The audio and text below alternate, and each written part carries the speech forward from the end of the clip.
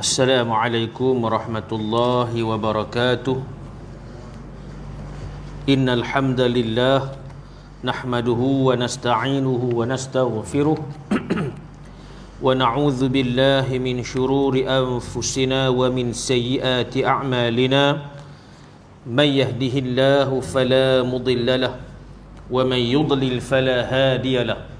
Ashhadu an la ilaha illallah wahdahu la sharika lahu وأشهد أن سيدنا محمدا عبده ورسوله أرسل رسوله بالهدى ودين الحق ليظهره على الدين كله ولو كره المشركون قال رب اشرح لي صدري ويسر لي أمري واحلل عقدة من لساني يفقه قولي واجعل لي وزيرا من أهلي وقريتي رب زدنا علما وارزقنا فهما Rabbi zidna ilma warzuqna fahma Rabbi zidna ilma warzuqna fahma wa sallallahu ala Muhammadin wa ala alihi wa sahbihi ajma'in walhamdulillahi rabbil alamin. Alhamdulillah thumma alhamdulillah. Qala musannifu rahimahullahu ta'ala wa nafa'ana bihi wa bi'ulumihi fi darain amin ya rabbal alamin. Kata musannaf, sambungan kita pada muka surat 749. Berkata musannaf di situ, tajuk dia masih lagi rukun nikah, iaitu tajuk yang terakhir bagi rukun nikah, yang mana yang berbunyi menjaga kehormatan bapa atau datuk. 2 minggu lalu kita dah tengok tajuk syarat-syarat untuk menjadi saksi. Untuk 2 orang saksi ada syarat-syarat dia kita telah tengok. Pertama Islam, kedua lelaki, ketiga baligh dan juga berakal, keempat adil walaupun zahirnya sahaja, kelima boleh mendengar, dan yang keenam boleh melihat. Itu saksi bagi akad nikah.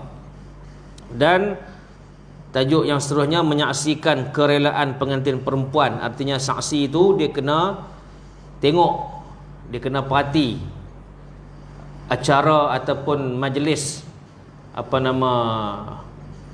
yang dijalankan oleh wali ni untuk majlis akad nikah tu. Makna saksi dia kena perhati tengok. Jadi bila wali pitanya dekat pengantin, setuju tak nak bagi menikah ni, jadi atas faktor itu saksi dia kena perhati tengok pengantin perempuan tu dia rela ke tak rela untuk nak dinikahkan oleh wali itu dengan fulan bin fulan ataupun dengan lelaki pilihan hati dia. Jadi habis, selesai dah tajuk untuk bab saksi. Jadi seterusnya tajuk tambahan dia malam ni iaitu menjaga kehormatan bapa ataupun datuk. Yang ni khusus untuk anak lelaki ataupun anak perempuan lah. Baik. Maksud dia kata musannaf di situ, anak yang dikatakan anak ni sama ada lelaki atau perempuan, muslim ataupun kafir. Anak tu tak kira lah, sama ada anak tu dia tu sebagai orang Islam ataupun dia tu tak memeluk Islam lagi. Wajib anak tu menjaga kehormatan bapa atau datuknya, sama ada dari sebelah ayah atau dari sebelah ibunya. Boleh nampak ni? Anak lah, kita semua ni nama anak kan. Tuan-tuan dan perempuan semua nama anak. Tapi kita di sini semua anak yang beragama Islam lah. Tapi sebaliknya dikata bukan setakat beragama Islam, anak yang tidak Islam pun. Contoh satu Chinese, lelaki atau perempuan, dia juga ada datuk dia. Datuk dia contohnya datuk dia tu orang Islam. Contoh nah.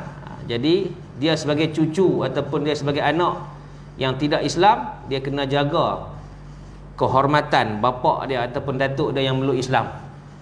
Jadi maksudnya agama tu dia punya moral dia bahawasanya agama tu dia tidak menjadi satu benteng. Benteng apa? Tidak menjadi satu benteng untuk nak menjadi satu mani'. Mani' apa? Menjadi satu menegah untuk anak tu tidak menjaga kemaslahatan ayah dengan tok wan dia. Itu maksudnya. Walaupun agama lain-lain, anak agama Islam, tok wan tu tidak Islam sebagai contoh, ataupun sebaliknya, anak tu tidak Islam, tok wan tu Islam, ataupun ayah tu Islam, ataupun sebaliknya, anak tu tidak Islam ataupun Islam tapi tok wan tu tak Islam, ataupun ayah tu tidak Islam. Jadi patah balik kan.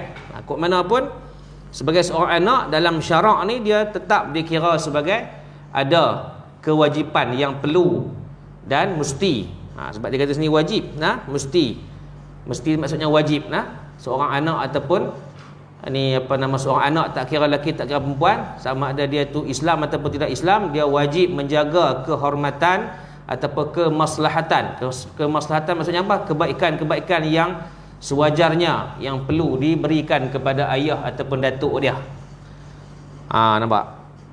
Sama ada ayah datuk tu mai sebelah ayah dia ataupun mai sebelah ibu dia. Kan?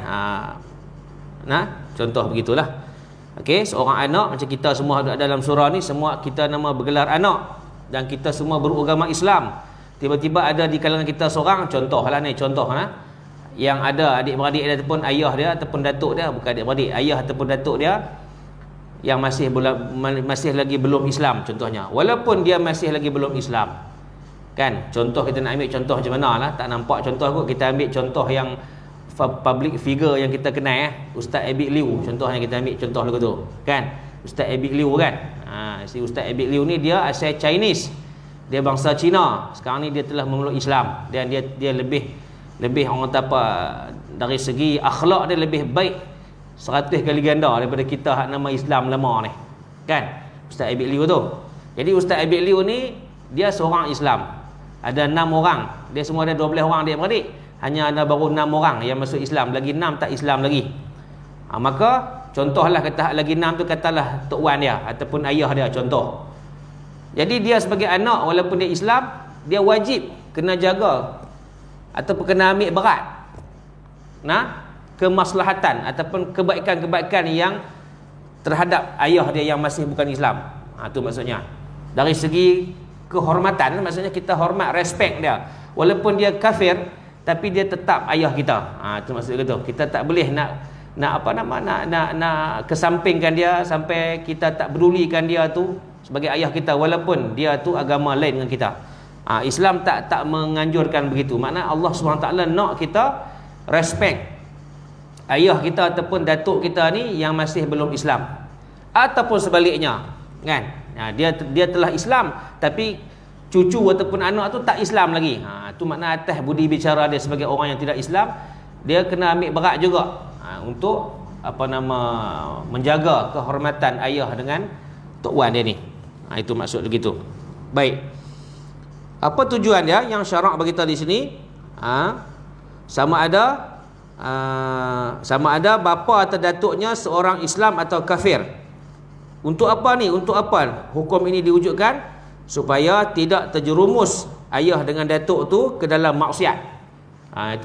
Itu pasal supaya ayah dengan datuk tu terpelihara akhlak dia. Kalau kata dia tidak Islam pun, tapi dia perlu juga kepada akhlak yang baik. Mana walaupun kita tengok orang bukan Islam, kita biasa jumpa ramai kan orang yang bukan Islam, walaupun dia kafir, dia tidak Islam, tapi perangai dia baik. Ada banyak kita jumpa kan. Okey, maka kebaikan yang ada pada diri dia tu, makna dengan kebaikan yang kita buat pada diri dia, kita layan dia, kita ambil berat tentang diri dia, makan minum dan sebagainya apa semua dari sudut lifestyle dia, maka di situ secara tidak langsung tuan-tuan dia panggil dakwah bil hal. Satu dakwah cara tunjuk ajang dakwah bil hal ni maksud dakwah yang kita tunjuk. Kita tak cakap banyak, kita tak mau nak petikai hang agama lain aku agama dah. Itu tidak timbul isu tu. Sekarang ni walaupun dia tu bukan agama Islam sama kita, tapi dia tetap orang yang nak diberi penghormatan. Dalil yang ataupun kisah ataupun cerita yang kita boleh ambil panduan, siapa dia tuan-tuan puan? Lain tidak bukan Nabi kita Muhammad sallallahu alaihi wasallam. Okey, Nabi kita Muhammad sallallahu alaihi wasallam, baginda Rasul. Cuba tengok macam mana Rasulullah sallallahu alaihi wasallam layan pak menakan dia Abu Talib. Bukan layan biasa-biasa. Sayang sangat. Nampak? Tapi Abu Talib Islam ke tak? Tak Islam. Nampak? Dari situlah Nah, itulah satu role model ataupun suri tauladan yang Rasulullah sallallahu alaihi wasallam tunjuk pada kita, yang mana benda tu dijadikan hukum. Ulama ambil istinbat, buat jadikan hukum dalam syarak, dalam kita punya ilmu fiqh kita. Nampak, walaupun dia tidak Islam, tapi kita sebagai anak ataupun sebagai cucu ataupun sebagai anak menakan, sebagai contoh, kita tetap layan dia. Sebab pasal apa? Sebab Abu Talib secara tidak langsung pun dia sangat sayang kepada Rasulullah sallallahu alaihi wasallam, melebihi dia sayang anak dia sendiri, Sayyidina Ali dan juga Ja'far bin Abi Talib. Dua orang anak lelaki Abu Talib kan, sepupu Nabi lah. Itu contoh yang Nabi SAW minta, kan, apa ni, bukan minta, maksudnya buat menjadi suri tauladan kepada kita sebagai umat Nabi SAW untuk kita ikut dan amalkan.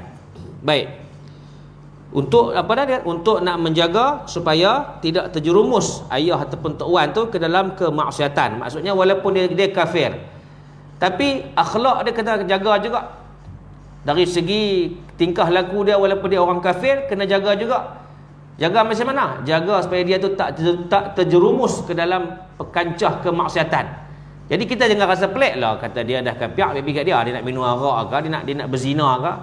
Tak boleh lah kita kira lagu tu, kan? Sebab perbuatan berzina, minum arak tu diharamkan Allah, bukan haram tu setakat orang Islam. Allah Ta'ala tak bagi perbuatan tu kepada semua manusia, kan? Allah Ta'ala tak bagi orang, semua manusia buat benda-benda tu. Sebab benda tu, kerana benda tu lah boleh merosakkan jiwa dan akal fikiran umat manusia, atas kerana kita ikut jejak langkah syaitan.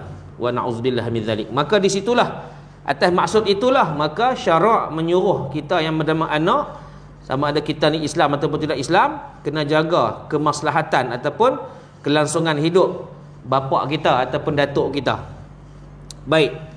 Ini berlaku dengan cara dia ni siapa? Dia datuk tu, dia anak tu memberikan mas kahwin yang sama nilai, sama nilai mas kahwin tu kepada seorang pengantin perempuan yang merdeka. Maknanya isu apa ni? Nak katanya ayah ataupun tok wan tu dia ada keinginan untuk berkahwin. Nampak? Itu isu dia timbul ke tu. Dia ada keinginan untuk berkahwin, dalam pada masa yang sama ayah tok wan tu tak mampu, dia tak ada duit. Tiba-tiba ada anak seorang yang Islam, anak dia yang Islam, tahu kata ayah dia nak kahwin. Walaupun dia kahwin dengan cara agama yang ayah dia anuti. Contoh, ayah dia masih lagi bukan Islam lah, contoh agama Hindu sebagai contoh, kan? Dia masuk Islam dah, tapi ayah tu tak masih lagi Islam. Dia nak menikah dengan satu ponu lah. Dia sebagai maple, dia nak menikah dengan satu ponu, kan? Ponu ni apa dia? Pengantin perempuan lah. Maple pengantin lelaki. Tapi dia tak ada duit. Kita sebagai anak, kita tahu ayah kita nak menikah. Ayah ni tak Islam ni. Ini contoh dia Hindu. Kita sebagai anak tu, bila kita tahu, kita kena keluarkan belanja duit kita. Kita Islam, tapi kita kena buat keluar duit kita belanja, kena bagi ayah dia menikah dengan cara jalan yang agama ayah dia anuti lah. Boleh faham lah ni, saya nampak ni? Saya cerita ni nampak lah? Itu maksud dia gitu.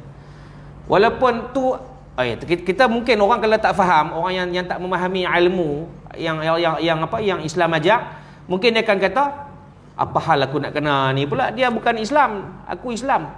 Isu agama tidak menjadi benteng untuk kita nak ambil berat pada ayah kita. Kok mana pun dia tetap ayah hang sampai akhirat. Cuma dia tak selamat. Itulah sebab tu kita sedih lah kalau dia tak selamat tu. Sebab dia ayah kita. Kita kena usahalah sedaya mungkin dengan rahmat dan kasih sayang Allah, dengan kudrat dan iradat Allah, dengan doa yang kita tak putih-putih, hari-hari kita doa, ya Allah bagilah hidayah petunjuk pada ayah aku nama sekian-sekian, Saravanan kau contohlah. Bagilah dia memeluk agamamu yang suci dan mulia ini, ya Allah. Berilah hidayah padanya, ya Allah. Lagu tu. Maka dia teringin nak menikah. Dia kata kat anak dia, kan, dia main jumpa anak, kata nak menikah. Anak sebab anak dia orang bagus. Walaupun tidak sama agama, tapi anak tetap ambil berat. Tiap-tiap hari pi jumpa ayah dia di estate Malakoff. Contohlah, nak sebut tak nampak, sebut pi lah tentu pun. Kan, estate Malakoff, kata ayah dia duduk tentu. Hari-hari pi duduk pi ziarah ayah dia. Berjiran dengan semua golongan Indian lah, kan, orang-orang India ni. Jadi Tak apalah. Jadi di situ ayah dia tengok kelakuan anak dia walaupun masuk Islam, dia tak buang keluarga. Nampak di situ secara tak langsung dakwah bil hal, maksud saya kata tadi ni. Satu suri tauladan yang bagus yang kita tunjuk kepada agama lain, kepada bangsa lain supaya Islam ni nampak cantik, nampak comel. Al-Islamu ya'lu wa la yu'la alaih. Maksudnya Islam tu tinggi, tidak ada satu agama lain yang boleh menandingi Islam. Islam tu cantik, Allah Ta'ala suka pada cantik, maka kita kena mencantikkan kepribadian kita sebagai orang yang sudah bergelar Islam, sudah menganut agama Islam. Islam bakar lah kita ni, Islam bakar nak Islam surat beranak dia panggil, lahir-lahir memang dah nama Islam dah kita. Maka kita ambil berat tentang diri dia. Dia pun kata kat anak dia nak menikah. Anak dia tak apa bapak, no problem. Dia cakap tamil lah, kita nak tiru tak pandai kan, kita terjemah bahasa kita lah. No problem, bapak ada dah pasangan, kata sudah ada. Itu anti apa nama sekian contohlah. Nak edi mak tiri hang ni contoh lah gitu. Tak apa bapak pergi masuk meminang. Minang cara agama dia lah. Dia apa pun ada adat depa untuk berminang. Saya keluarkan duit untuk bapak nikah sama itu anti. Contoh dia. Nak edi mak tiri ni. Itu maksud dia. Dia bagi buat keluar duit nafkah ataupun apa mas kahwin lah. Apa kalau dalam Tamil, dalam orang India dia panggil apa? Dauri. Kalau tak salah saya lah, kalau tuan-tuan yang ada kenalan yang Indian ni mungkin tahu. Dia panggil dauri. Kita Islam panggil mas kahwin lah. Melayu panggil mas kahwin, Arab panggil mahar. Dauri tu dia kena bagi juga kepada pengantin, kepada ponu pengantin perempuan tu. Jadi dauri itulah maksudnya anak ni kena buat keluar belanja bagi kepada apa nama mak tiri dia tu. Kalau kata nak menikah tu pak dia lah, kalau nak menikah tu tok wan, tok tiri lah, maksudnya begitu. Walaupun dalam agama yang berlainan. Baik. Tujuannya apa? Supaya ayah tu ataupun tok wan tu tak terjerumus kepada maksiat. Maksud depa tu boleh pergi berlaku zina. Walaupun depa tu tidak Islam, tapi berzina tetap haram dia, hukum dia perbuatan tak elok. Rosak nasab. Kan? Islam dia sampai setara tu sekali tuan-tuan puan. Allah Subhanahu Wa Taala nak Islam ni ataupun Allah Taala letakkan hukum kepada umat Islam ni, kepada umat manusia secara umum dan kepada umat Islam khususnya, untuk kita tahu bahawasanya Islam tu sangat elok, sangat cantik. Cuma penganut dia saja yang tidak mengelokkan dan tidak mencantikkan perilaku akhlak, menyebabkan Islam tu terfitnah kerana kita yang buat onar. Orang Islam sendiri buat onar, menyebabkan Islam itu terfitnah oleh sesetengah orang. Kan di kalangan orientalis contohnya, sebagai contoh orientalis kan, golongan yang benci pada Islam ni. Punca dia pasal orang Islam sendiri kan tidak bersatu, bergaduh sama-sama Islam tu, sebagai contoh lah boleh dikaitkan jugalah keadaan tu. Baik, ini berlaku dengan cara dia anak tu memberikan mas kahwin yang sama nilai mas kahwin seseorang pengantin perempuan yang merdeka. Maksudnya contoh dia nak bagi mas kahwin macam mana dia dulu menikah dengan isteri dia yang Islam. Anak tu adalah Islam. Dia bagi kat isteri dia dulu berapa? Contohlah dia bagi 2,000. Maka dengan nilai 2,000 tu dia bincang dengan ayah dia yang tidak Islam ni. Dia kata tak apa ayah, saya boleh bagi mas kahwin kat ayah sebanyak 2,000. Kan? Ayah dia dengar-dengar, 2,000 banyaknya. Ayah dia ingatkan takat 500, apa 2,000. Makna anak dia sanggup bagi. Walaupun nilai tu sama macam satu orang perempuan yang merdeka, maknanya perempuan yang Islam lah, yang merdeka, maknanya dia tak terikat dengan apa-apa perhambaan di situ. Zaman Nabi adalah kan perempuan merdeka. Contoh kalau zaman kita ni, isteri-isteri kita tu panggil perempuan merdeka lah, dia tak terikat dengan apa-apa undang-undang yang bukan Islam. Tu panggil merdeka. Atau dia berkata kepada mereka siapa? Mereka tu merujuk pada ayah ataupun datuk tu. Anak ni kata dekat ayah datuk, dia kata kahwinlah, saya akan berikan kamu mas kahwin. Nampak? Syarak abang. Buat satu skrip pula tang ni, kan? Kahwinlah, kan? Kalau dah ada orang kata apa, pasangan, ada partner, kahwinlah. Saya akan mengeluarkan mas kahwin untuk ayah ataupun untuk datuk. Kalau datuk nak kahwin, tok wan kan. Baik. Walau bagaimanapun kata syarak, terdapat 3 syarat untuk mewajibkan perkara di atas berlaku. Perkara di atas apa? Perkara yang ayah tu teringin nak kahwin tapi tak mampu. Tapi kena tengok juga dia ada syarat-syarat yang syarak telah gariskan, telah gazetkan untuk benda itu terlaksana. Syarat yang pertama, Apa dia? Anak mestilah mampu membayar mas kahwin. Syarat tu kena anak kena mampu lah. Kalau anak pun bersekat pun, rakap pun tak ada, macam mana dia nak bagi mas kahwin kepada ayah ataupun tok wan dia? Mana dia sendiri pun tak mampu lah, maksudnya begitu. Istilah rakap tak ada tu kan. Tinggal besi tu aja. Macam hujan-hujan ni kayuh kan boleh kayuh. Nak kayu-kayu peluih ke depan, peluih lincin kan. Dia bila ada rakap dia pegang elok. Nak kata orang susah, istilah rakap tak ada tu makna kata orang susah.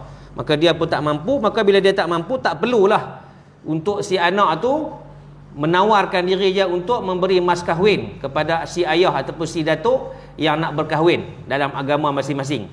Itu kalau kata agama yang tidak Islam. Semetelah lah kalau Islam juga. Boleh faham tak?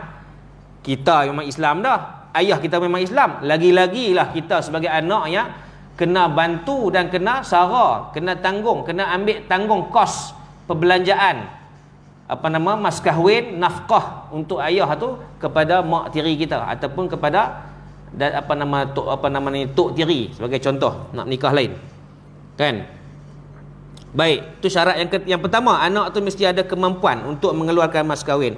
Yang kedua pula, ayah atau datuk tidak mampu membayar mas kahwin. Makna sabit kepada atas ketidakmampuan ayah dengan datuk tak mampu itulah, barulah anak tu kena take over. Tapi kalau ayah dengan datuk tu depa kaya merelong dah kan. Dia panggil orang kaya Long Husin. Dulu di Kuala Kedah orang sebut orang kaya Long Husin ni tahu semua bendang belah pendang Kaabah tu dia punya. Tak ada dah cerita lu, raya cerita zaman tu tahun perang dunia pertama tu ni. Dia nama Haji Long bin Husin. Orang kaya Long Husin dia panggil. Kaya sungguh dia. Kan? Kalau jenis lagu tu kan, bendang banyak, mana dia kerta banyak, dia pun mana kita sebagai anak ni kita cuma ambil berat untuk tanya khabar dan jaga kesihatan dia sajalah. Keperluan-keperluan dia sajalah. Untuk kita nak buat keluar belanja tak perlulah, pasal dia punya belanja tu lebih daripada kita. Ini contoh. Kalau ayah ataupun datuk tu dia tak mampu. Kalau dia tak mampu, baru kita anak kena take over untuk mengeluarkan belanja untuk ayah dengan datuk dia nak boleh menikah. Kalau benda itu ada keperluan, nampak dia kata mesti kena ada keperluan. Maksud keperluan apa? Ayah dengan datuk tu ada keinginan untuk berkahwin, barulah kita sebagai anak ni boleh bersuara kata kita nak buat keluar belanja. Kalau mereka pun tak ada kata apa, sengam je, dan kita pun tak tanya, kan? Maka tak berlakulah situasi itu. Nombor 3 punya syarat ni cuba tengok. Nampak? Apa dia syarat nombor 3? Bapa atau datuk mempunyai keinginan untuk berkahwin. Nampak? Ayah dengan tok wan tu mereka memang ada hajat untuk berkahwin. Lama dah. Mak hang meninggal lama dah wang weh. Contoh dia kata tu. Ayah ni tak boleh kalau tak ada orang duk jaga makan minum, ayah sakit. Bila ada teman hidup ni bolehlah duk tolong-tolong picit kepala, picit kaki, picit apa semua. Kan? Jadi bolehlah ada orang duk jaga, nak suruh hampa jaga. Hampa pun kalut dengan kerja hampa, hampa pun kalut sibuk dengan urusan hampa. Tambah pula hampa duk Kuala Lumpur lah, duk mana halau contohnya. Nak boleh jumpa hampa pun mujur setahun sekali raya. Tu pun kalau boleh jumpa. Lah tak boleh jumpa pasal Covid. Contohlah, kait pi lah kan isu tu. Kan tak? Jadi dia pun bersuara lagu tu. Jadi ayah perlulah satu orang untuk jaga ayah sebagai mak tiri hampa ni.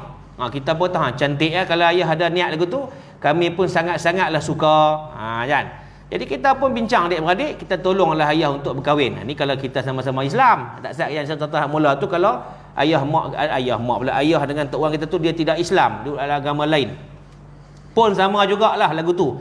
Kita kena ambil berat pada diri dia supaya dia tak buat benda-benda maksiat. Walaupun kita kata orang kafir ni dengan maksiat tak terpisah kan, tapi itu isu lain. Itu isu, sebab tu kata akhlak ni penting. Sebab tu Nabi SAW diutuskan oleh Allah Subhanahu Wa Taala kepada manusia ketika zaman itu dan ketika zaman ini bagi apa? Bagi menyempurnakan akhlak. First kali Nabi diutuskan menjadi rasul bukan nak sampai lagi benda-benda yang Quran abang. Nabi habang dulu, tapi tak cerita lagi bab hukum bila mana Nabi sampai di kota Mekah. First kali Nabi abang apa? Pasal akhlak dulu. Penting yang kata akhlak ni. Attitude, kelaku, perangai ni. Belum lagi Nabi nak ajak untuk kita nak kenal Tuhan. Ma'rifatullah tu belum kenal Tuhan. Tapi pentingnya, pentingnya akhlak, suri tauladan, perangai itu kena betul dulu sebelum nak kenal Tuhan. Baru kita senang nak rap, orang tua kata. Senang nak rap. Nak ajak anak boleh main masjid surau, ingat senang tuan-tuan puan.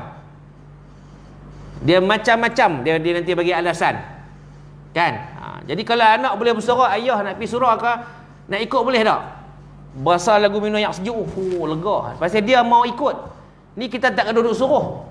Nah, ni sebaliknya tidak, kita pula nak kena duduk jerit panggil dah. Jom pergi masjid surau ikut ayah, dia buat lihat. Kan? Jadi tu akhlak. Sebab tu dalam apa nama hadis, satu hadis yang hadis qudsi yang dikatakan di sini, apa nama Allah Taala berfirman, kan? Allahumma salli ala Muhammad. Innama bu'ithtu, nah, kata hadis itu, innama bu'ithtu li utammima makarimal akhlaq. Kan hadis yang apa nama? Hadis Nabi lah, bukan hadis qudsi, hadis Nabi.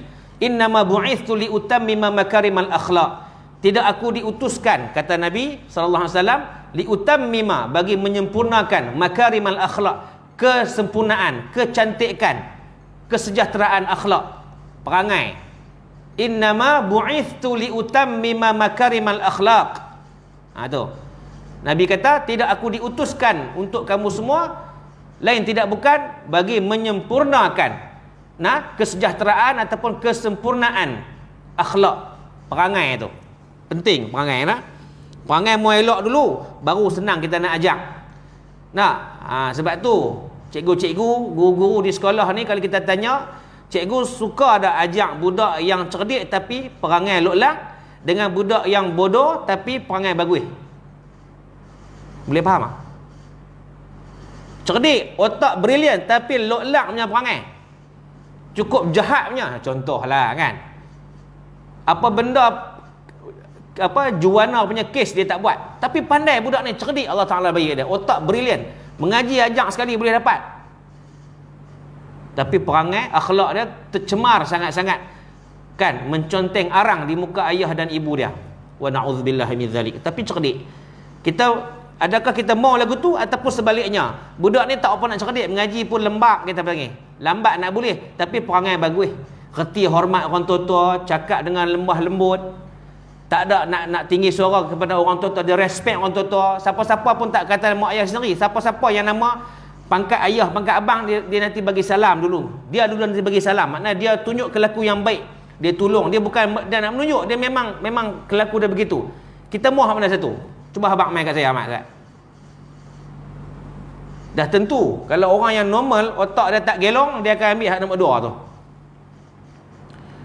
Walaupun otak tak apa cerdik budak tu, mengaji tak apa nak boleh cara akademik, tapi Allah Ta'ala akan ada kelebihan untuk diri dia, iaitu apa dia? Dia boleh cara kemahiran barangkali. Kita mau perangai tau. Perangai mau elok, tak cepat tangan, tak panjang tangan, yang tu penting. Tu yang kata makarimal akhlak tu, Nabi tunjuk suri tauladan contoh yang baik untuk nak didik, nak bentuk umat manusia supaya tak jadi jahat di peringkat awal. Makna kalau lepas pada tu dia perangai elok, senang nak bentuk dia untuk dia kenal Tuhan pula. Nak kenal pula hukum hakam. Kuih-kuih ikut dia punya step by step dia untuk mengenali Allah, lepas tu mengenali hukum hakam, dapat beramal. Secara tak langsung, asal yang tak apa nak cerdik, lama-lama jadi cerdik. Pasal apa? Pasal ada keberkatan hidup. Pasal apa? Pasal apa ada keberkatan hidup? Pasal kelaku dia baik. Doa-doa yang baik, orang akan tuju kepada diri dia. Itu sebagai contoh lah. Baik. Yang ni syarat dia gitu nak, anak mesti mampu bayar mas kahwin, barulah situasi di atas yang kita kata tak satu boleh berlaku. Yang kedua, ayah atau datuk tidak mampu membayar mas kahwin, maka dia tak mampu, baru anak tu kena ambil tanggungjawab. Yang ketiga, bapa atau datuk mempunyai keinginan untuk berkahwin, dia kena ada keinginan, dia sendiri bersuara ataupun kita tanya dia mau abang, okey, baru kita boleh isu ni, baru kita boleh bincang isu ni untuk nak kahwin tak kahwin. Kalau dia pun tak ada duk kata apa, kita pun terbiasa tanya dah, tapi dia pun tak bagi respon. Dia kata aku tak mau kahwin lah. Aku lu dengan mak hang lu pun cekak darah. Contoh dia kata gitu. Kan mungkin kita tak tahu lah, dia ada rahsia apa, dia ada benda yang dia simpan ketika hidup rumah tangga dengan arwah mak kita. Sebagai contoh, mak kita tak ada lah. Kan, jadi dia ni wallah alam lah, masing-masing orang dia ada history masing-masing, ada sejarah kehidupan dia dalam rumah tangga. Mungkin dia rasa serik dah nak menikah lain. Biarlah aku tak apalah dengan aku cara aku lagu ni lah, aku tak mau menikah lain lah. Aku seriklah dengan arwah mak ampa lupa aku makan nanti ulam jantung. Oh, dia keluar kata tu. Kita pun awak jadi gitu ayah. Hampa bukan tahu, hampa halui-halui. Kan? Aku ni punya tahan sabak kerana hampa. Dia kata gitu. Kerana hampa ni biji mata hampa ni, hampa 5 orang aku duk tahan sabak pasal hampa ni. Ada 10 biji mata ni. Duk tahan dengan mak hampa. Ditakdirkan Allah Taala ambil mak hampa dulu. Jadi aku tak mau dah, aku serik dah nak menikah lain. Contoh dia kata lagu tu, dia mengerah tak mau. Jadi kita tak sedar tanyalah bab nikah, sekali dia mengamuk. Dia tak mau, kita tak sedar sembang bab nikah, sembang bab cara lain, diminat apa. Kan? Okey. Habis. Termasuk dalam pengertian ini kata musannaf memenuhi keperluan asasi bapa atau datuk seperti nafkah dan pakaian. Bukan setakat bagi mas kahwin saja untuk dia menikah. Lepas menikah tu pun kalau ayah dengan datuk ni tak ada kerja, depa dah orang tua-tua nak kerja, mai kat mana pencen dah. Dia kalau kata ada pencen boleh gagah, ni pencen tak ada kerja kampung biasa aja. Maka anaklah kena ambil alih ataupun bukan ambil alih, memang kena ambil tanggungjawab untuk menyara nafkah kepada ayah dengan datuk ni.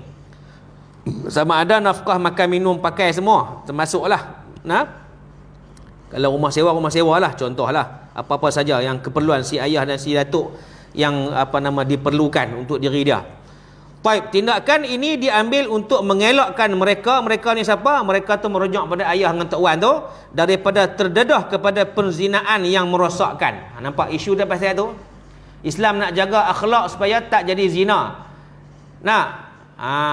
La taqrabuz zina, kata Allah dalam surah Al-Isra ayat 32, la taqrabuz zina innahu kana fahishatan wa sa'a sabila. Janganlah kamu hampiri zina, kata Allah, kerana zina itu satu perbuatan yang amat keji dan satu jalan yang amat jahat, yang mana jalan jahat keji itu dapat merosakkan nasab keturunan umat manusia. Memang rosak kalau berzina ni, dapat anak macam-macam, bertambah-tambah dosa lah, kan? Dosa zina sepasal dah, lepas tu dosa buang anak pula, kan? Ataupun anak tu membesar dalam keadaan tak dapat didikan agama yang secukupnya, jadi anak tu rosak. Anak tu tak salah, yang salah tu mak dengan jantan yang dulu dia buat benda keji tu. Sebab tu Islam tak bagi la taqrabuz zina. Allah Taala larang la taqrabuz zina, jangan kamu hampiri zina. Isu dah ni lah, supaya kita tak buat zina. Sebab tu ambil action benda ni supaya anak-anak ni ataupun ambil peduli benda ni supaya benda ni tak sampai terjebak kepada perzinaan yang merosakkan akhlak dan juga nasab keturunan. Baik. Mendedahkan mereka ayah dengan tok wan ni kepada perzinaan adalah bertentangan sama sekali dengan kehormatan seorang bapa dan terkeluar daripada pengertian melayani mereka dengan cara yang baik sebagaimana yang diperintahkan oleh Allah Subhanahu Wa Taala. Makna kalau kita biar depa berzina ataupun kita tak kata apa, baik dia bukan Islam, kita kata walaupun dia ayah aku tapi dia tidak Islam, baik dia berzina api, perbuatan kita sebenarnya mengundang dosa, mengundang kemurkaan Allah. Sebab kita kena ambil berat pasal dia ayah kita walaupun tidak Islam, kena hormat dia. Sebab tu anak ni tak kira lelaki tak kira perempuan, dia kena respect, kena hormat ayah dia, ibu dia, tak kira dalam keadaan apa sahaja sekalipun keburukan, kehinaan, kekurangan yang ada pada ibu dan ayah dia. Wala takullahuma wala tanharhuma wa kullahuma qawlan karima. Surah Al-Isra juga, kan? Ayat dia mula dengan wa qada alla, tu ayat tu. Dulu kalau tahun 80-an dulu ayah saya cerita, kalau tuan-tuan mungkin biasa lalui, maksudnya biasa berada di situasi itu, kan? Ayat wa qada tu surah Al-Isra tu, kalau pergi di rumah-rumah kenduri dulu, ayat tu nanti Syekh Ismail Hashim dia suka baca ayat tu lah. Betul tak belum? Ismail Hashim kan, qari Kedah, dia suka baca ayat tu. Dia cukup minat ayat surah Isra tu, ayat tentang kita kena buat baik pada ibu dan ayah. Bagus, itu satu secara tak langsung jadi nasihat. Tu pun bagi orang yang tahu maksud, tak tahu dengar gitulah, kan? Tak tahu apa lekok apa benda, kan? Wala takullahuma kata Allah Taala, tak boleh cakap apa tak boleh, tambah mak ni apa ni, cerkah ke tu mak dia. Kalau mak dia tak redha tu ahli neraka dia, anak durhaka, kan? Itu isu kita nak bincang, jadi isu berat pula kan. Okey. Baik, jadi atas tujuan itulah, atas maksud itulah, maka Islam suruh kita sebagai anak ni jaga menyantuni keperluan ayah dan bapa kita ataupun mak kita sebagai contoh di sini, untuk mereka tu mendapat yang terbaik daripada kehidupan mereka, sisa-sisa hidup mereka, untuk mengabdikan diri pada Allah Subhanahu Wa Taala kalau mereka tu Islam. Maka perintah Allah dalam surah Luqman ayat 15, wasahibahuma fid dunya ma'rufa, yang bermaksud dan bergaulah dengan mereka, mak ayah ni, layanilah mereka di dunia dengan cara yang baik. Allah suruh tu wasahibahuma fid dunya ma'rufa, makna atas dunia ni kita kena jaga, kena hormat, kena hormat, kena respect mak ayah kita ni. Allah tak sebut di sini yang Islam dah, umum. Tak kira lah mak ayah tu kafir sekalipun, kita kena hormat dia, salam cium tangan dia. Secara tak langsung bila dia tengok perbuatan kita yang baik-baik kepada diri dia walaupun dia tidak Islam, menjadi satu turning point untuk dia tu suka dan kasih pada Islam. Dan di atas alasan itulah Allah Subhanahu Wa Taala boleh buka pintu hati dia untuk dia terima jadi Islam, dan dia menganut sama macam kita jadi Islam, dan dia selamat. Aslim taslam, kata Nabi SAW, yu'tikallahu ajraka maratain. Tu ayat yang saya baca tuan-tuan puan, yang tertulis di lembaran-lembaran yang Nabi SAW hantar setiap negara. Setiap negara yang Islam nak takluk, ketika mana Nabi SAW sampai di Yathrib, di Madinah lah ni ya, hantar mesej tu kepada setiap negara, ke Kisra, ke Mesir, ke Parsi. Hantar untuk, orang kata macam berunding lah. Sahabat tulis satu kertas, Nabi tak boleh tulis, Nabi cakap, sahabat tulis, Bismillahirrahmanirrahim, min Muhammadin sallallahu alaihi wasallam ila Kisra. Contoh tulis gitu, ila Kisra. Kisra mana Kisra? Kisra mana? Siapa tahu? Pakat lopong habis tengok saya kan. Kisra ni iaitu Iraq kan. Negara tu Babylon kan.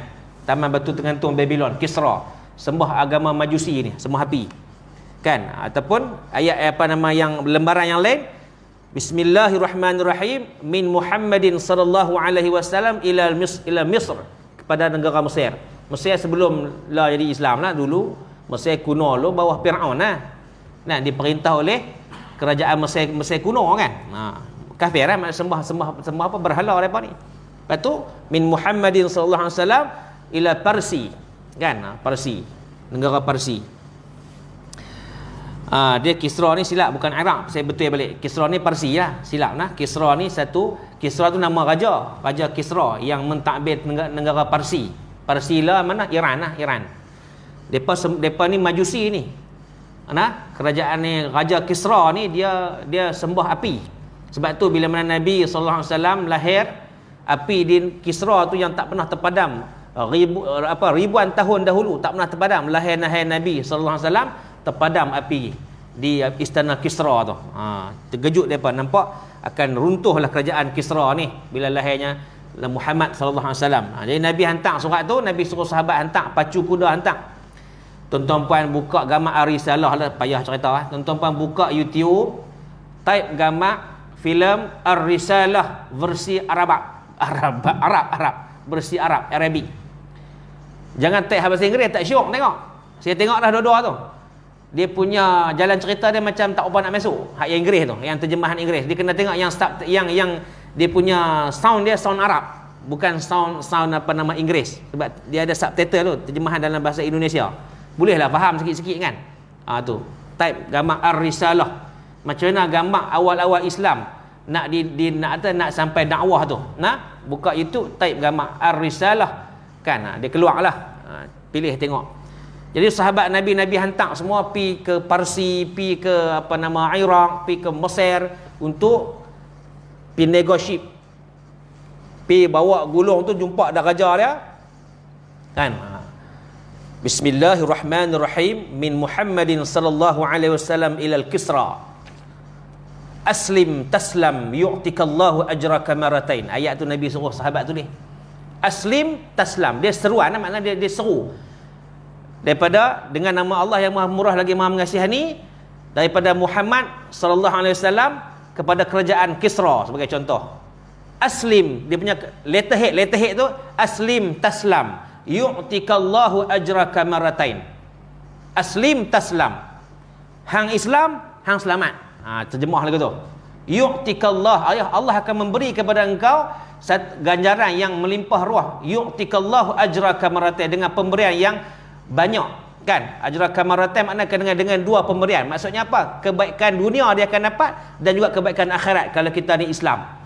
Makna kita dapat keberkatan hidup di dunia dan kita akan dapat keampunan Allah di akhirat esok. Siapa yang nama Islam tu? Sebab tu Nabi kata aslim taslam. Dia punya orang kata apa, motor dia tu.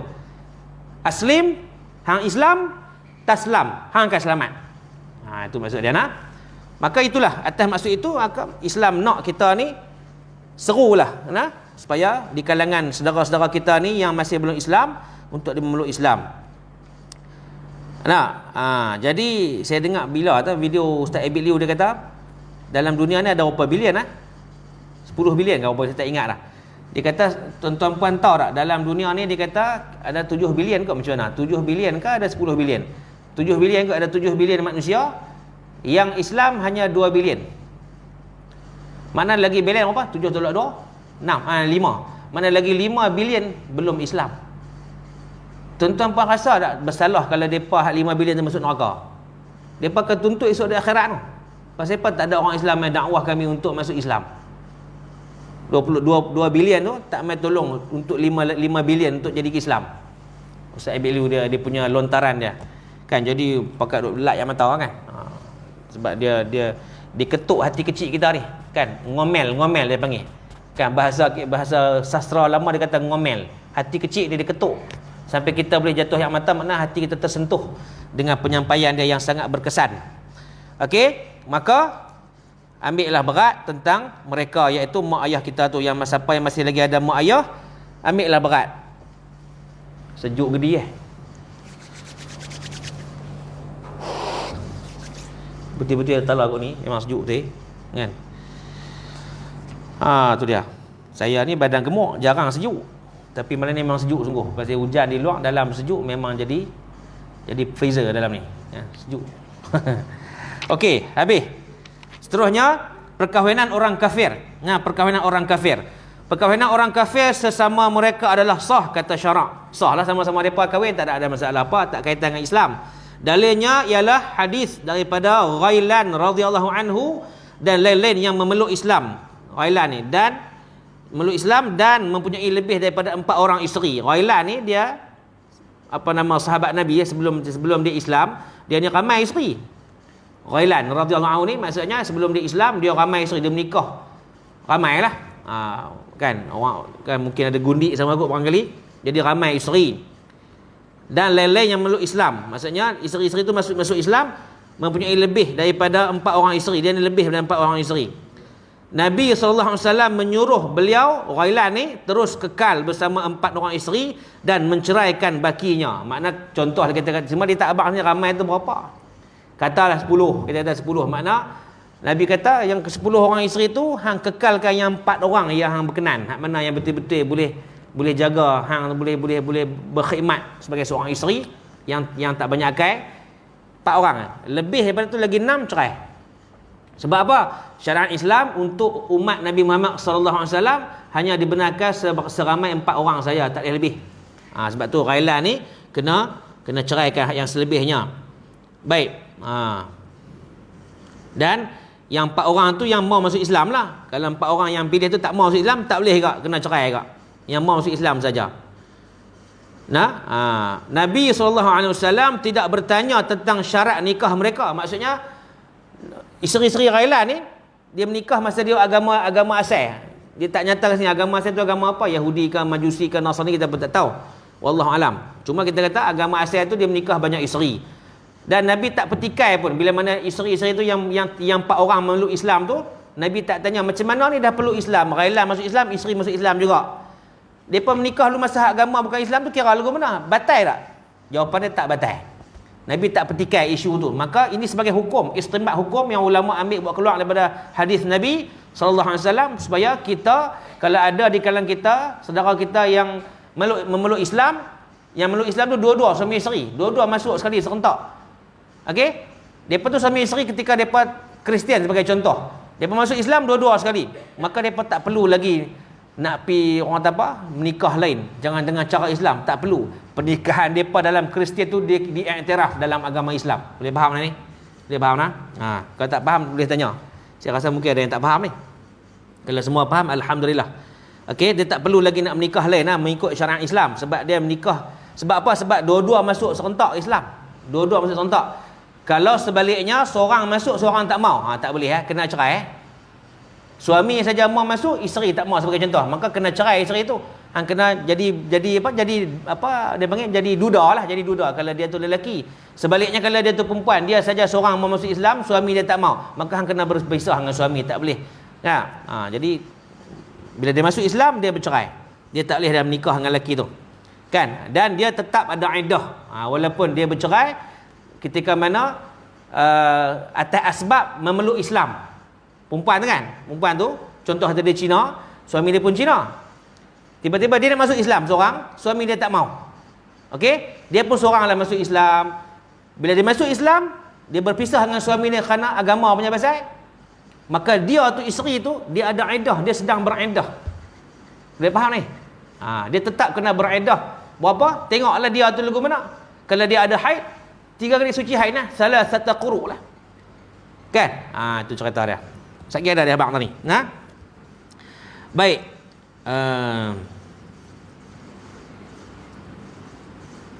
Nabi SAW tidak bertanya tentang syarat nikah mereka. Nabi tak tanya. Kita pun kalau ada di kalangan kita masuk Islam, kita jangan nak tanya ni hang kena menikah lain kot. Pasal itu hang menikah guna agama hang ni tak sah. Jangan nak buat gitu. Tak betul nah. Kita pakai pernikahan dalam agama asal dia. Syarat mesti dua-dua masuk Islam.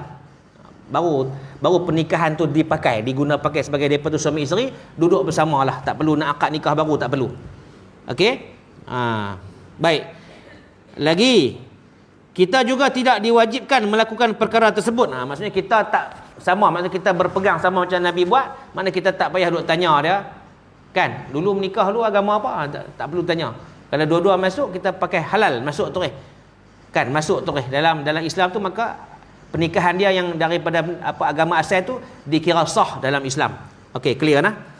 Baik, jika mereka meminta kita menghakimi perkara itu, contoh mereka kata kami ni dulu tak Islam, jadi kami dah masuk Islam dua-dua suami isteri. Jadi kami punya hubungan kami sebagai husband and wife dulu dengan law ni macam mana kira? Kami nak kena divorce dulu kan, lepas tu menikah balik kan macam mana? Contoh dia tanya lagu tu. Kan?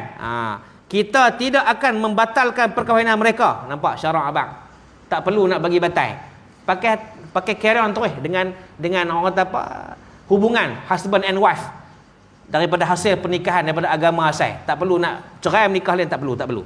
Okey, clear nak? Jika mereka memeluk Islam, perkahwinan mereka diakui oleh Islam. Tu, settle, clear nak? Tak perlu tanya lagi. Baik, tajuk seterusnya yang terakhir, memeluk Islam setelah berkahwin. Ni dia ada sedikit complicated, sedikit nah. Kita tengok. Memeluk Islam setelah berkahwin. Jika seseorang lelaki kafir serta isterinya memeluk Islam bersama-sama. Nampak no? Dua-dua masuk serentak. Perkahwinan mereka terus kekal. Okey? Kekal, tak perlu nak dicerai lagi. Perceraian hanya berlaku jika berlaku perbezaan agama. Maksudnya seorang nak masuk, seorang tak mau, maka baru kena bercerai. Sebab yang Islam dia tak boleh turut hak kapiak, tak boleh. Mana dia kata kalau you nak masuk Islam, you masuk. I tak akan masuk. Contoh dia kata gitu. Contohnya macam mana? Contoh si suami lah. Isteri nak masuk Islam, hak suami tak mau. You nak masuk, you masuk. You pergi jahanam lah dengan you punya agama. Contoh dia kata tu pasal marah kan. Pasal nak masuk Islam ni. I tak akan ikut you masuk Islam. Tak apa, kita kata kalau you tak mau ikut saya masuk sama Islam, maka kita berdua divorce. Kita tak boleh nak menjadi suami isteri macam mana kita menikah dulu dalam church. Contoh daripada tu Kristian lah kan. Ataupun kita menikah di kuil, contohnya kalau daripada tu India, bagi contoh lah. Okey. Okey, tak apa, berpisahlah. Maka isteri itu dia tetap beriddah sebenarnya. Okey.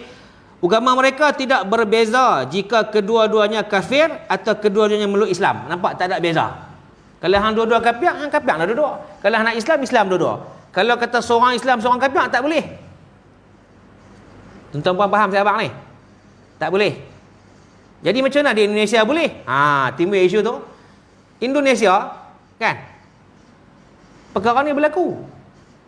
Siapa yang ada sumber tu boleh share kat di Indonesia. Tak tahu dia pakai mazhab apa. Satu rumah tu suami itu Kristian, isteri itu Muslim. Ataupun suami dia benda tak boleh berlaku. Kalau suami itu Kristian, isteri Muslim, duduk sekali tak boleh berlaku. Haram, berzina. Tapi kalau suami itu Kristian, isteri itu Hindu, lantak pergi hang. Sampai dua-dua kafir. Okey? Nampak tak? Tak ada masalah. Sebab tu Allah Taala kata, perkahwinan orang kafir sesama mereka adalah sah. Tu ayat tu. Perkahwinan orang kafir tu. Tajuk atas tadi. Perkahwinan orang kafir sesama mereka adalah sah. Maknanya sama mereka lagu mana? Hang seorang Buddha, hang Hindu. Buddha dengan Hindu. Dua-dua kafir. Hampa nak menikah. Ikut suka hamba. Lah pi. Kan? Kalau kata Hindu ni boleh terima Buddha ni, hang menikahlah. Islam tak boleh. Al-Islamu ya'lu wala yu'la alaih. Itu dia punya dalil dia. Islam ni tinggi. Tak ada satu agama lain boleh challenge Islam. Maka kalau seorang nak masuk Islam, seorang tak mau, hang kena divorce. Hang tak boleh kata, hang tak apalah, you tak masuk Islam, tak apa, you tetap suami ai. Siapa ajak hang? Tak boleh. Tak boleh lah. Tapi tak boleh itulah berlaku di sana. Sana apa dia no? Sana kot tu, mudah lah kot tu kot. Pasal sana utara kan. Sini barat. Depa kot tu lah. Tak boleh lah. Jadi kalau berlaku juga, makna perkara itu akan mendatangkan malapetaka daripada Allah. Allah Ta'ala buat bala. Kan? Pasal apa? Buat benda yang melanggar syarak. Kan? Itu contoh lah. Contoh dari sudut bab menikah. Kalau sudut bab ibadat pun pelik juga sana pun. Kan? Bab semayang ni. Dia semayang ekspres. Tarawih berapa minit? 7 minit lah. 23 rakaat 7 minit. Tak tahulah ke mana kira. Tu pun depa tetap mempertahankan. Kita buat ni daripada sejak zaman dulu, daripada sejak zaman ada kaitan dengan Wali Songo. Dia kait dengan Wali Songo tu. Kalau buka balik video tengok, dia kata Wali Songo. Sunan apa tu? Sunan Ampel ke apakah? Dia buat gitu. Dia pergi jual nama Wali Songo. Nak cari menjakit buat ni, kan? Wa na'udzubillahi min zalik. Okey?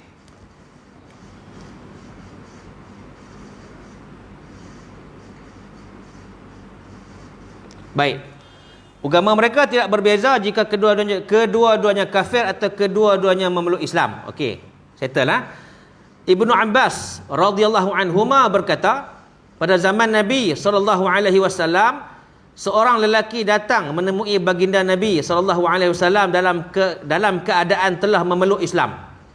Dia tu peluk Islam lah, lelaki yang menjumpa Nabi. Kemudian isterinya pula datang dalam keadaan memeluk Islam. Maksudnya suami masuk Islam dulu, baru isteri mai kemudian. Situasi dah begitu. Beliau berkata, beliau siapa? Lelaki itulah. Wahai Rasulullah, dia adalah isteriku yang telah memeluk Islam bersama aku. Jadi kembalikanlah dia kepadaku. Maksudnya dulu masa aku masuk Islam, dia tak Islam lagi. Okey, aku masuk dulu. Contoh kita kata, dia masuk minggu ni, isteri masuk minggu depan, contohnya. Suami masuk dulu, jadi ketika tu dia bercerai. Nampak tak? Tak boleh masuk lah. Tak boleh jadi suami isteri lah. Tak boleh masuk isteri. Tiba-tiba isteri tu masuk kendian sikit. Minggu depan tu suami isteri pula masuk. Dia pergi merayu kat Nabi, ya Rasulullah, dia dah masuk Islam. Dulu masa aku masuk dulu dia tidak Islam, maka tak boleh. Kita tahu tak boleh nak duduk sekali. Tapi sekarang ni dia dah masuk Islam. Boleh tak ya Rasulullah? Dia tu mai jadi isteriku balik. Boleh nampak tak? Maksudnya perlu tak dengan perkahwinan yang baru? Tu soalan dia. Perlu tak perlu? Tengok Nabi SAW kata apa? Maka isterinya dikembalikan kepadanya. Maksud tak perlu dengan menjalin perkahwinan yang baru. Pakai halal dah dengan perkahwinan yang asal dalam agama asal tu. Sebab dua-dua masuk Islam. Walaupun seorang dulu, seorang kemudian. Okey, tak timbul isu seorang dulu, seorang kemudian. Kira dua-dua dah Islam, boleh hampa tu iktiraf sebagai suami isteri balik.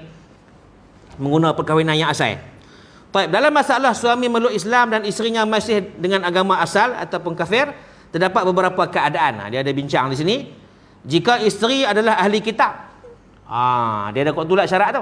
Kena tengok walaupun boleh tu boleh kod mana. Jika isteri itu dari kalangan ahli kitab. Ahli kitab ni guna tuan-tuan. Ahli kitab ni maksudnya orang Yahudi ataupun Nasrani. Itu pun depa yang beriman dengan kitab Taurat dan Injil yang asal. Baru boleh kita iktiraf depa sebagai ahli kitab.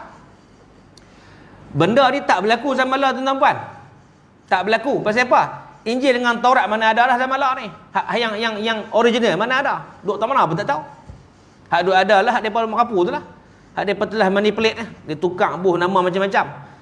Kan daripada nama Injil tukar buh nama buh Bible. Tak apalah Bible tu. Pi buh pula Matthew lah, version Matthew, version John, version Michael contohnya. Nama-nama padri depa punya bishop depa tu. Dia yang tulis sendiri dengan kefahaman otak dia. Apa yang dia merapu, apa yang dia muhung tu pun pengikut dia ikut. Buhlah version Matthew sebagai contoh. Pakai ikut cara Matthew punya. Lagi cara John lain pula. Contoh, nampak? Berlaku kepincangan di kalangan depa sama-sama Kristian sebagai contoh. Depa pun jadi depa pun kalau tanya depa secara hati nurani, depa pun serabut dengan agama depa sangat. Cuma depa tak menyuarakan. Tak ada siapa nak duduk tanya habaq kan. Jadi bercanggah. Okey, jika isteri adalah ahli kitab, perkahwinan keduanya terus kekal kerana seseorang Islam diharuskan berkahwin dengan perempuan ahli kitab. Bolehlah kalau kata dia tu asal Kristian yang memegang kitab Injil betul-betul, dia masuk Islam, kenal sikit pada suami dia, boleh dia tu boleh dikira sebagai suami isteri lah bila masuk Islam. Sebab apa? Masuk ada selang masa. Nah, suami dulu, isteri kendian. Atas kita tengok yang atas tu, yang kata perkahwinan tu kekal menjadi suami isteri mengikut agama masing tu, agama asal, kalau dua-dua masuk serentak, baru boleh depa tu dikira husband and wife dengan perkahwinan asal. Boleh nampak tuan-tuan? Kalau dua-dua serentak, ni seorang masuk kendian. Sebab tu ulama syarahkan hukum ni, dia tak ambil dari zahir hadis. Memang Nabi kata isterinya dikembalikan kepadanya, memang dikembalikan tapi dengan syarat dia ada tu. Antara perkara-perkara yang mesti diambil kira untuk dijadikan hukum. Sebab tu ulama istimbat hukum dari hadis Nabi itu, syarat dia mesti isteri itu adalah ahli kitab. Perkahwinan keduanya terus kekal kerana seseorang Islam diharuskan berkahwin dengan perempuan ahli kitab. Ketika zaman Nabi SAW, zaman lah tak ada istilah ahli kitab. Semua ahli lingkup-lingkap. Kan? Tak ada kitab dah. Kitab yang ada Quran saja. Yang kedua, jika isteri menyembah berhala atau mulhid. Mulhid ni apa tuan-tuan? Mulhid ni agama, tak ada agama, etis. Etis, dia tidak ada sebarang kepercayaan agama. Etis mulhid. Mulhid, Islam kata istilah dia mulhid, dan tidak memeluk Islam semasa iddahnya. Keduanya hendaklah diceraikan selepas suaminya memeluk Islam. Tak boleh, nampak? Tak boleh. Suami saya masuk Islam, isteri tak mau. Dia dah terpisah, tercerai, tak boleh dikira sebagai suami isteri. Walaupun selepas tu isteri masuk Islam. Jadi isu tak saya kata tu, dia minta Nabi kembalikan isteri dia, boleh Nabi kembalikan, tapi dengan cara kena menikah lain. Pasal apa? Pasal masa suami dia masuk dah tercerai dah situ, tak boleh dah bernama suami isteri ketika waktu itu, kena menikah lain.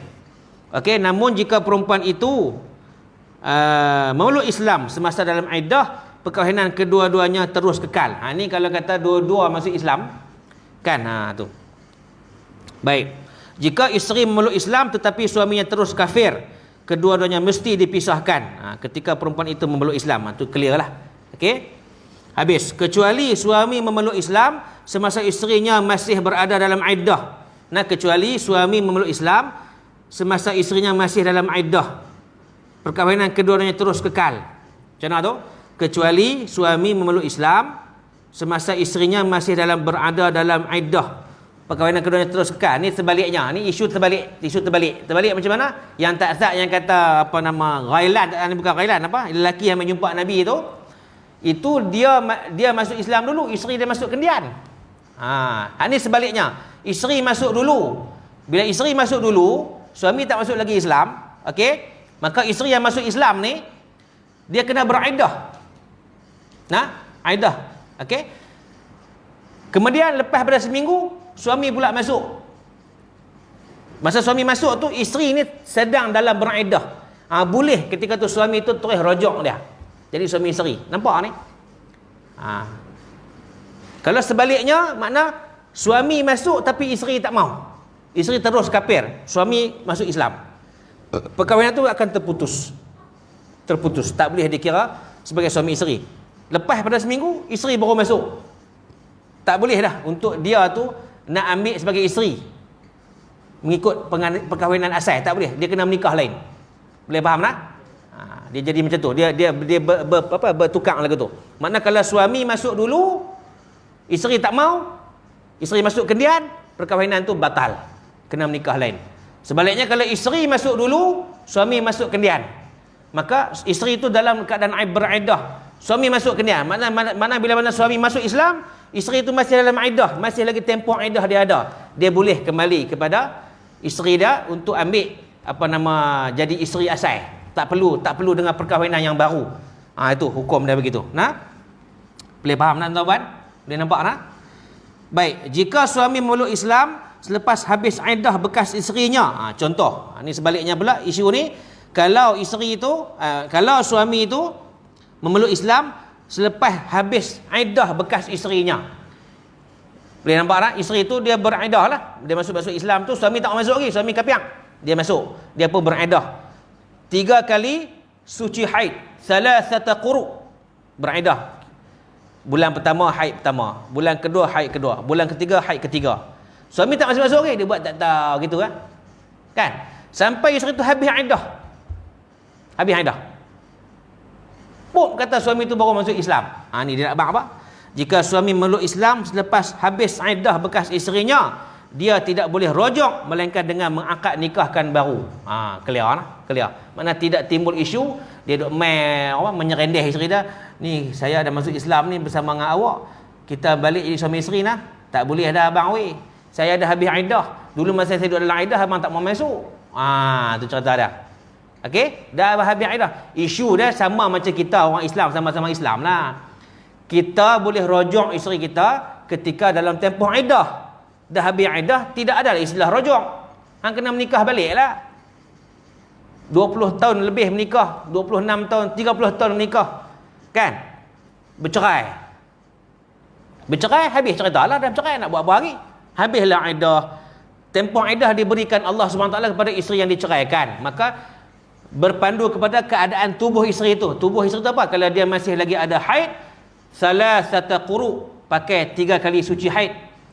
Tu tempoh iddah. Jadi orang perempuan ni setiap batang tubuh mereka ni tuan-tuan, tak sama kitaran haid. Ada yang sebulan 2 kali mai, ada sebulan sekali, ada sebulan tak mai langsung. Jadi dia kena picit dengan doktor. Kan? ONG punya doktor, pakar sakit puan ni kena tengok apa masalah dia, ada cyst ke, ada bro ke. Tu saya rekod. Cyst ni mana ada ketumbuhan. Bukan sister kan, ada ketumbuhan dalam rahim ke apakah menyebabkan darah ni terhenti ataupun darah duk keluar tak berhenti sebagai contoh. Maka dia kena ambil rawatan dulu. Kalau doktor teropong tengok tak ada masalah apa, dia kata rahim puan elok, tak ada apa-apa satu simptom, tapi pasal apa saya tak mai haid, yang tu ketentuan Allah. Maknanya kena tunggu. Ada orang pun hampir setahun tak mai haid dah, tapi jarang sangat berlaku lah. Mungkin 20,000 orang mungkin seorang ke barangkali, ataupun 1 juta mungkin seorang macam tu kan. Itu statistik tu saya tak tahu, saya buat agak kat sajalah kan. Wallahu alam lah macam mana dia punya keadaan sebenar tu. Tapi macam itulah secara umumnya orang perempuan ni, di kalangan depa orang perempuan ni haid mai tak sama nah.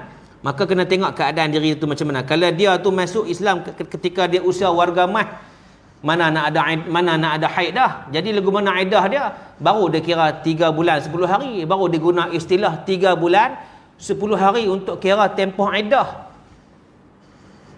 3 bulan Islam tu. Dia tak boleh kira 3 bulan orang putih. Pasal bola orang putih dia lebih sampai 31. Bulan Islam tak ada 31. Bulan Islam dekat 30 dengan 29 lah. Orang putih dia perkira matahari. Kalender orang putih dia kira kitaran matahari. Kita kalender Islam dia kira kitaran bulan. Sebab tu kita punya hari dalam Islam dia lebih pendek berbanding hari orang putih. Depa sampai 31. Lajak sebulan sampai 31. Islam tak ada sampai 31. Dia maksimum 30 kan. Nah. Baik, sebab tu kena kira dalam kalender Islam. Berapa lama? Yang kata 3 bulan 10 hari tu berapa lama? 3 bulan lah kita kira. Kita masa my haid tu, bulan yang berapa hari bulan? Tambah 3 bulan, lepas tu sampai cukup 3 bulan genap, kita tambah lagi 10 hari untuk mencukupkan tempoh iddah yang kata 3 bulan 10 hari tu. Okey, habis. Umar bin Shu'aib, Umar bin Shu'aib meriwayatkan daripada bapanya pula ambil daripada datuknya. Maknanya tok wan kepada Umar ni. Rasulullah sallallahu alaihi wasallam mengembalikan anaknya Zainab kepada Ali Al-As bin Al-Rabi'ah, kepada Ali pula, kepada Abi Al-As. Minta maaf baca tak betul. Rasulullah SAW mengembalikan anaknya Zainab, anak-anak Nabi ni nama Zainab bintun Rasulullah SAW, kepada Abi Al-As bin Rabi'ah dengan mas kahwin yang baru dan perkahwinan yang baru. Ni pasal isu apa? Pasal isu dia tak mau masuk Islam. Kan? Abi Al-As ni bin Ar-Rabi'ah ni dia tak mau masuk Islam, maka Nabi terpaksa suruh dia cerai balik isteri dia tu, anak Nabi tu hantar mai. Kemudian barulah Abi Al-As ni masuk Islam, maka Nabi suruh Zainab ni pi balik jumpa dengan bekas suami dia, menikah balik dengan mas kahwin yang baru. Kan? Itulah isu dia. Dalam riwayat Imam At-Tirmizi berkata sanad hadis ini dipertikaikan. Hadis yang kita baca tu, Rasulullah mengembalikan anaknya Zainab tu, hadis ni dipertikaikan. Makna ada hujah yang tak kuat barangkali. Ahli ilmu beramal dengan hadis ini dalam masalah jika seorang isteri memeluk Islam sebelum suaminya. Maksudnya isteri masuk dulu, suami tak masuk lagi. Kemudian suaminya memeluk Islam dan isterinya masih lagi dalam iddah, suaminya berhak rujuk kepada isterinya. Nampak? Sekali kita baca. Sanad hadis ini dipertikaikan. Ahli ilmu maksudnya orang-orang yang alim dalam fiqh dan juga hadis ni, mereka beramal dengan hadis ini dalam masalah jika seseorang isteri memeluk Islam sebelum suaminya. Maksud isteri masuk dulu, suami tak masuk lagi. Kemudian suaminya memeluk Islam, lepas pada tu suami baru masuk Islam dan isterinya masih lagi dalam iddah. Makna kata dia tak sah, saya katalah isteri masuk Islam, lepas seminggu tu suami pun baru turut pula masuk Islam. Pasal apa? Ketika dia masuk tu isteri dalam keadaan iddah, dia masih lagi beriddah. Iddah raj'i lah, ataupun iddah yang pakai 3 bulan 3 kali suci haid tu. Ataupun tengok pada diri dia lah, kalau dia tu tidak ada haid 3 bulan 10 hari. Baik. Maka kemudian suaminya memeluk Islam dan isterinya masih lagi dalam iddah, suaminya berhak rujuk kepada isterinya. Nampak? Boleh nampak situasi ni tuan-tuan? Suami tu masuk-masuk, dia tanya kat isteri dia, yang ni masih dalam iddah ke? Masa daripada saya masuk Islam tu, dia kata masih ni baru sekali haid kata mai. Makna dia masih lagi tempoh iddah. Jadi abang rujuk sayang balik pada pernikahan kita yang dahulu. Nikah dulu, hak asal dulu ni. Tak perlu dengan menikah yang baru. Itu isu. Sebab tu kita tuan-puan, hadis ni diguna pakai dalam kita punya amalan kita sebagai orang Islam dalam agama kita, bersandarkan mazhab Imam Asy-Syafi'i rahimahullahu taala alaih, iaitu kita bila kata diceraikan oleh suami, kita tu makna orang perempuan lah. Diceraikan oleh suami, maka kita kena beriddah selama 3 kali suci haid kalau dia masih lagi ada haid. Kalau tidak ada haid, dia kena 3 bulan 10 hari. Dia punya tempoh iddah dia. Dalam tempoh iddah itulah, apa tujuan iddah dibuat tuan-tuan puan? Kalau dia masih lagi ada haid, darah haid itu menjadi satu wash. Dia akan menyucikan balik serpihan-serpihan mani yang ada dalam rahim isteri yang kita bersetubuh dengan dia ketika kita bergelar suami isteri ketika tu. Sekali tak cuci, dia kena 2 kali pun kurang, kena 3 kali haid. Barulah ayak mani, serpihan baki-baki, thaqib-baki ayak mani yang ada dalam rahim tu habis cuci selama 3 kali suci haid. Barulah kelepas pada tu, isteri ni kalau dia nak menikah lain dengan lelaki lain, masuklah mani baru, barulah anak daripada hasil mani itu boleh dinasabkan kepada bapa baru ataupun suami dia baru. Itu pasal lah, itu hikmah yang besar yang Allah SWT letakkan hukum kepada kita orang Islam bila mana bercerainya suami isteri kena beriddah. Itu asbab yang pertama. Asbab yang kedua, sebab apa iddah ni diwujudkan? Sebab nak bagi peluang dan ruang kepada bekas suami ni supaya boleh rujuk balik. Sebab tu haram mana-mana lelaki yang masuk meminang isteri ataupun perempuan yang dalam iddah. Sebab tu perempuan yang dalam iddah ni dia tak boleh duk pakai cantik-cantik, comel-comel. Terutama yang kematian suami, yang kena iddah selama 4 bulan 10 hari tu. Tak boleh duk bermakeup, tak boleh. Kena pakai yang klise-klise saja. Supaya orang tengok pun tak apa nak berkenan. Bukanlah jadi kusuk masai sampai bol kambing gurun, tak tu teruk sangat. Maksudnya jaga badan macam biasa, cuma jangan duk bermakeup, tak boleh. Habis iddah esok ikutlah nak buat guna pun. Tapi buat guna pun kena ada batasan, jangan min kan. Macam duk tunjuk dalam YouTube tu, jangan tu teruk. Tu tak ada pedoman kata tu, kan? Tu saya sebut dah sebenarnya kan. Jadi tuan-tuan fahamlah sebenarnya tu. Okey? Dia jadi sampai tak ada palet apa, tak tahu apa, tak tentu hala kita panggil. Jadi fitnah balik pada diri dia. Okey? Itulah antara tajuk kita bagi mengakhiri tajuk bab rukun nikah pada malam ni, insya-Allah. Selesailah nak untuk tajuk rukun nikah. Mudah-mudahan kita dapat memahami sedikit sebanyak apa yang musannif ataupun pengarang kitab ni, Syekh Dr. Ingat tak? Syekh Dr. Mustafa Al-Khin, Dr. Mustafa Al-Bura dan Syekh Ali Ar-Syarbaji. 3 orang hamba Allah yang soleh, yang lagi tawaduk ni, tulis kitab untuk kita ambil faham tentang ilmu fiqh dalam bab munakahat. Insya-Allah lagi 2 minggu lagi akan datang kita tengok tajuk baru, iaitu tajuk dia mas kahwin. Yang mana tajuk mas kahwin ni akan dibincangkan juga tajuk-tajuk kecil dia, iaitu hukum hakam tentang mas kahwin, tentang tajuk mut'ah. Apa itu mut'ah? Mut'ah ni jangan salah faham kita kata menikah kontrak. Itu Syiah punya fahaman yang sesat. Tak, kita ahli sunnah wal jamaah, mut'ah ni bukan nikah kontrak. Mut'ah ni adalah sagu hati yang suami kena bagi kepada isteri yang telah diceraikan. Itu yang kata mut'ah. Kan? Dan keterlaluan dalam mas kahwin pun akan disebutkan juga dalam tajuk ni. Islam menegur kita jangan berketerlaluan, jangan terlebih sangat, over sangat dalam kita nak meletakkan mas kahwin sampai satu jumlah yang sangat besar. Yang menyebabkan lelaki tak mampu. Tapi dia kata nak juga. Lelaki ni pun terpaksa lah pergilah jumpa Abang Long untuk buat pinjaman. Menikah anak 3, Abang Long duk tenggalung kita. Punca. Kan? Pasal apa? Pasal letak mas kahwin terlalu tinggi menyebabkan sukar bagi orang lelaki-lelaki tu nak capai. Sayang punya pasal, kalau tak ku usaha juga untuk dapat nilai tu, satgi melepaslah dia ni pada orang lain. Laki ni fikir kan, cari jugalah. Tak cukup dengan Abang Long, pergi cari Abang Lang pula. Contohlah begitu. InsyaAllah kita akan bincang nanti tajuk tu pada masa akan datang. InsyaAllah. Aqulu qawli hadha wa astaghfirullahal azim li wa lakum wa lisairil muslimina wal muslimat wal mu'minina wal mu'minat fastaghfiruh faya fawzal mustaghfirin wa ya najjatat taibin. A'udzu billahi minasyaitonir rajim. Bismillahirrahmanirrahim. Alhamdulillahirabbil alamin wa bihi nasta'in. Wassalatu wassalamu ala asyrafil anbiya'i wal mursalin wa ala alihi wa sahbihi ajma'in. Radina billahi rabba wa bil islami dina wa bi Muhammadin nabiyyan wa rasula. Allahumma iftah alaina futuhal arifin warzuqna fahman nabiyyin bija'i khatamil mursalin. اللهم فقهنا في الدين وعلمنا تأويل واهدنا صراطك المستقيم. اللهم أرنا الحق حقا وارزقنا اتباعه وأرنا الباطل باطلا وارزقنا اجتنابه. ربنا عليك توكلنا وإليك أنبنا وإليك المصير. ربنا آتنا في الدنيا حسنة وفي الآخرة حسنة وقنا عذاب النار.